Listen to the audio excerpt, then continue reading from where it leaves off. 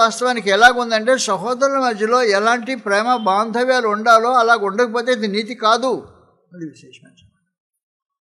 నువ్వు ఆరాధన చేస్తున్నావు, ఆరాధనకు వచ్చావు, ఆరాధనకు వచ్చి పాటలు నడిపిస్తున్నావు ఉదాహరణకి, లేకపోతే వాక్యం బాగు చేస్తున్నావు, ఏదో నీకు అనుకరించబడిన పని చేస్తా ఉన్నావు.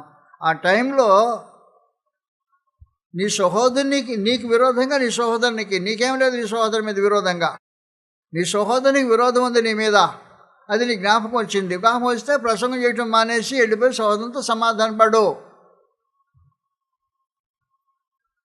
ఎవరైనా చేస్తారా?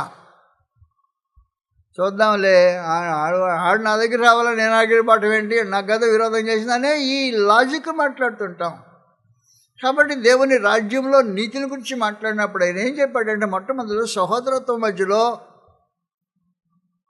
పరిపూర్ణమైన ప్రేమ బాంధవ్యాలు నెలకొల్పబడి ఉండాలి.